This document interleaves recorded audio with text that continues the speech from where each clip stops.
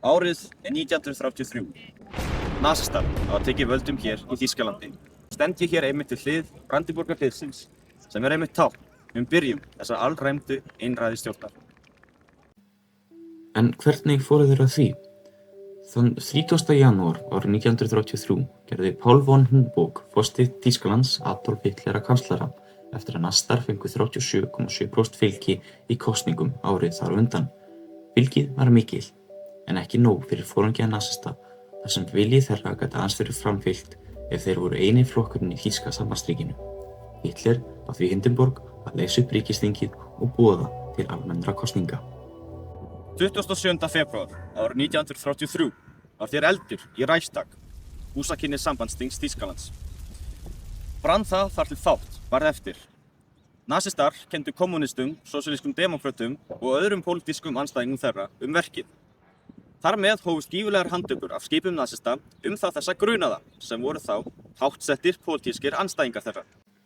Síðan voru haldnar kosningar 5. mars 1933 og fengu nasistarnir 43,9% fylgi sem var ekki nóg þar sem andstæðingar þeirra voru flestallir komnir í fangelsi var ekki hægt að sýna þeim mótstöðu og þar með voru þeir komnir með fullt vald yfir Þýskaland.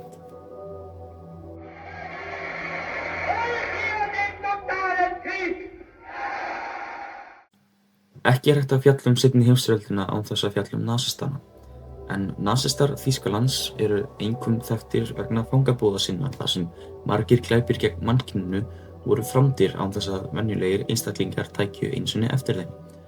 Fyrstu fangabúðir sem þeir komu í notkun voru Dachau og var það 22. mars 1933, stuttu eftir að Hitler fékk alræði.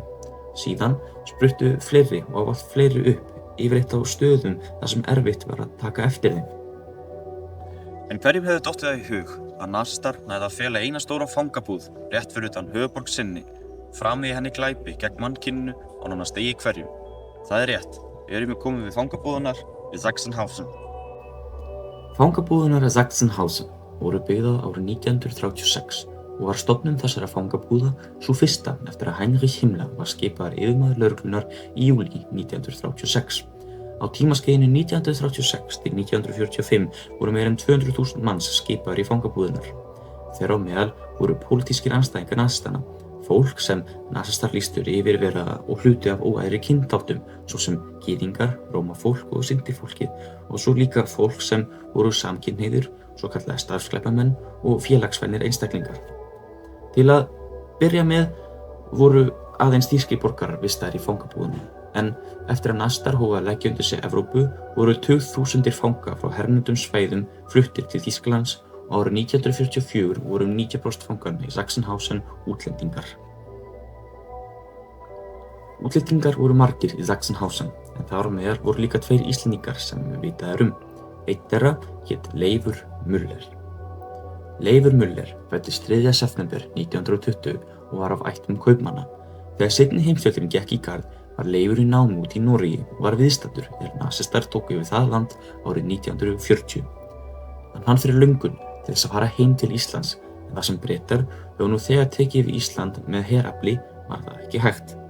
Leifur ætlaði að smygla sér til Íslands í gegnum Svíþjóð, en það var sagt frá áætlunum hans og hann þar með stuttu síðan handtekinn af Gestapo og færður í fangavist. Leifur eyddi þó nokkrum tíma í fangelsi í Noregi, en var síðan sendur til Þýskalands þar sem hann átti að dvelja í fangabúðunum Sachsenhausen. Þegar Leifur mætti þurfti hann að fara gegnum það ferli líkt og allir aðrir fangar. Honum var gefið fangaklæðnað og var hann auðkenndur með númerinu 68.138. Á fangafötum hans var líka rauður þríhyrningur, en nasistar skiptu föngunum þannig niður.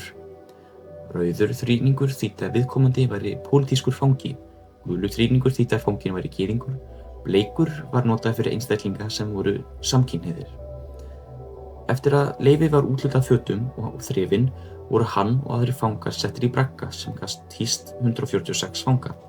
Þegar Leifur mætti voru 250 fangar eða fleiri í einum bragga og voru mest 400 til 500 fangar þjappaðir saman í einn svona bragga.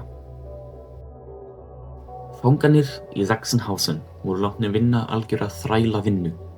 Fangarnir voru látnir vakna korter yfir 4 og síðan voru þeir fluttir til Appellplatz þar sem fram fór talning á hverjum morgni.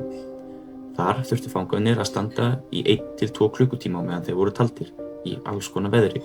Ef þeir hreyfðu sig voru þeir beittir svipur, annars barðið eða skotnir til bana. Síðan var þeim skammtaður matur fyrir næstu daga sem hefði mögulega dugað flestum ef vinnuhraðinn sem Þjóðverjar kröfðust væri ekki svo svakalegur. Vinnan hófst 6:30 og stóð yfir allan daginn. Eftir vinnuna voru fangarnir þá taldir hjá Appellplatz og síðan sendir í bólið. Fyrstu kynni Leifs við vinnu í Sachsenhausen var þegar hann var látinn prófa skófatnað handa þýsk framleiðslufélög sem voru ýmist fyrir herinn á þessum tíma en þá líka fyrir almenning. Hann var látinn ganga 48 km á 700 metra braut allan liðlangan daginn. Ég stend hér við það svæði þar sem að Leifur Müller gekk 48 km á degi hverjum í marga daga í þeim tilgangi að prófa skóbúnað fyrir þýsk fyrirtæki. Hann gekk hér þessa 700 metra hringi á degi hverjum, marga hringi þar til hann náði 48 km. Leifur var aðeins 1 dag í stígvélagöngunni en margir aðrir samfangar voru láttir ganga dögum saman og refsaðir illa ef til dæmis einhver dróst aftur úr í göngunni. Næstu dagsverk Leifs voru ýmist að grafa upp, flytja og skræla kartöflur í níðdimmum hjallra. Leifur byrjaði að horast gífurlega líkt og samfangar hans vegna næringarskorts og gífurlegs vinnuálags. Fangar gerðu allt til þess að krækja sér auka bita.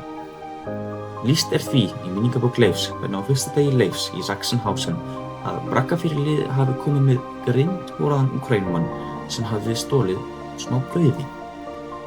Úkraínumaðurinn var haldinn fastur af 2 öðrum föngum og var hann barinn 39 sinnum með svipu og eftir það var sparkað í hann og hann barinn af öllum mætti af öðrum SS-liðum sem unnu í búðunum. Síðan var Úkraínumaðurinn sendur í tígulsteinaverksmiðjuna þar sem flestir létu lífið eftir 2 mánuði. Leifur var líka stuttu seinna sendur í þessa tígulsteinaverksmiðju.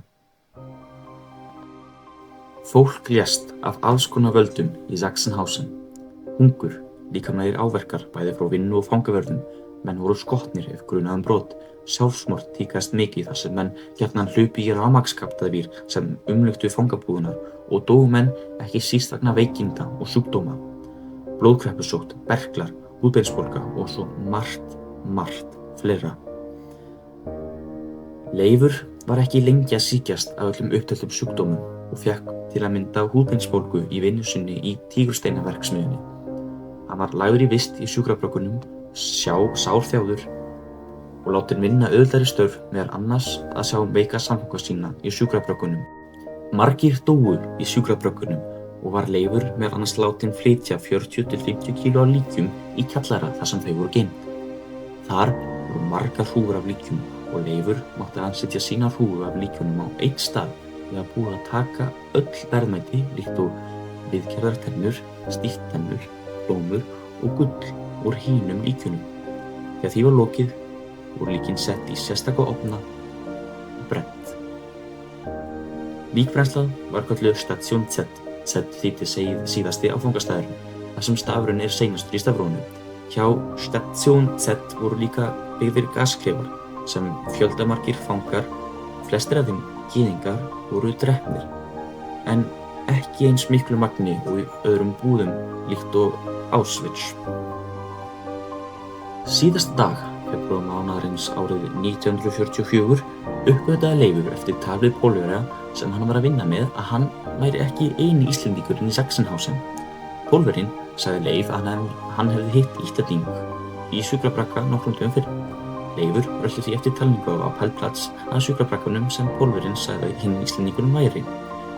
Leifi var vísað að fölleitum og mjög veikburða manni og Leifur gekk að honum óskaði hann Íslendingunum gott kvöld. Íslendingurinn leit undrandi á svipinn á Leif og bauð gott kvöld á móti. Leifur og Íslendingurinn, sem sagðist heita Óskar Vilhjálmsson, átti síðan gott samtal þar til Leifi var sagt að koma sér burt. Leifur sagði Óskari að hann myndi koma aftur næsta dag. Daginn eftir ætlaði Leifur að heimsækja Óskar en hann fór í sjúkrabraggann var honum upplýst að Óskar hefði látist nóttina. Leifur hélt áfram næstu mánuði að vinna í þessu svokallaða helvíti. Þegar víglínan færðist nær og nær Þýskalandi byrjuðu miklar útrýmingar í fangabúðum. Nasistar vildu ekki að bandamenn kæmust að glæpum þeirra og hófu því að drepa mörg þúsund fanga á nokkrum dögum, Sachsenhausen þar með talið. Það eina sem hélt aftur úr nasistum við drápið var takmörkuð afkastageta ofnanna. Leifur var einn þeirra heppna.